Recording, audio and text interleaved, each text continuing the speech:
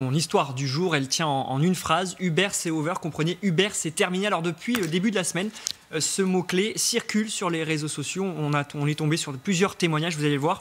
Des clientes de l'application VTC partagent des témoignages, des agressions physiques, sexuelles, verbales, des tentatives d'agression. On vous a fait un petit florilège, écoutez. Il me dépose chez moi et là, il arrête le véhicule, sort et me dit « On monte boire un verre chez toi ?» Je suis rentrée en tremblant chez moi, je ne l'ai pas signalé car il avait mon adresse et j'ai eu peur des possibles représailles. J'ai mis du temps à reprendre un Uber. Les témoignages sont beaucoup plus glaçants que ça, mais on a choisi de ne pas les diffuser. Alors, on a voulu comprendre d'où venait cette histoire, d'où est parti tout ça. Eh bien, en fait, il faut remonter au début de l'histoire à dimanche dernier. En fait, c'est Sonia, une jeune étudiante strasbourgeoise, vous allez le voir. Elle publie sur Twitter son agression sexuelle par un chauffeur. Elle publie la photo du chauffeur en question. Alors, on a choisi, bien sûr, de la flouter. Elle signale les faits à l'application et dépose une plainte. Alors, ce fait divers, il est relayé notamment par la presse locale. Et on lit, par exemple, regardez, dans cet article, des dernières nouvelles d'Alsace, c'est bien qu'une autre fille, Noémie, a été victime du même chauffeur. Elle l'a reconnue sur la photo sur les réseaux sociaux. Sauf que son histoire, elle a eu lieu 2 ans plus tôt. Alors on a pu joindre cette Noémie qui nous explique bien qu'à l'époque, elle avait choisi de ne pas porter plainte, mais avait signalé les faits à Uber. Uber lui avait répondu noir sur blanc, regardez, que le compte de ce conducteur a été suspendu suite à son message. Elle nous a donné cette réponse par mail qu'elle a reçue d'Uber.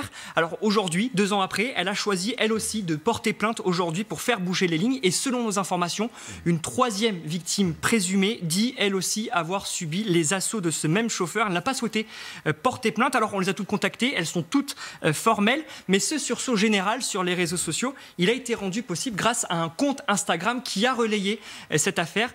Cette jeune fille, Anna, qui se cache derrière ce réseau social, a été contactée par l'une de ses victimes.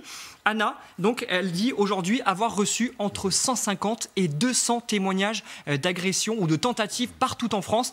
Vous comprenez que la parole se libère. Écoutez-la.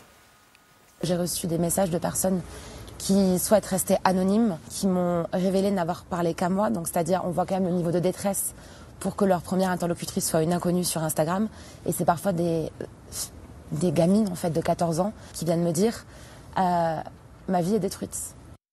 Uber a réagi ou pas? Oui, par le biais de sa porte-parole, on a pu la joindre. Alors concernant le compte de ce chauffeur strasbourgeois, elle nous confirme qu'il a bien été suspendu. Écoutez-la. Une enquête judiciaire va avoir lieu. Pendant toute la durée de cette enquête, cette personne ne pourra pas utiliser son compte Uber. Alors voilà, donc compte suspendu, enquête judiciaire. On a évoqué avec elle justement tous ces témoignages qui émanent des réseaux sociaux. Uber qui réfute toute négligence. Écoutez.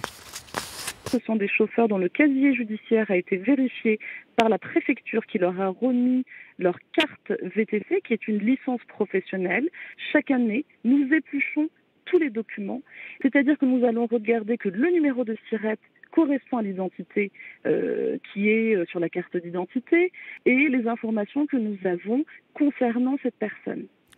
En tout cas, qu'Uber, par exemple, au Mexique ou encore au Brésil, a décidé d'enregistrer les conversations des chauffeurs et des clients, justement dans le but d'assurer cette sécurité. Un projet pilote qui pourrait être étendu au reste du monde en fonction des avancées. Il n'y a pas de calendrier précis pour l'instant.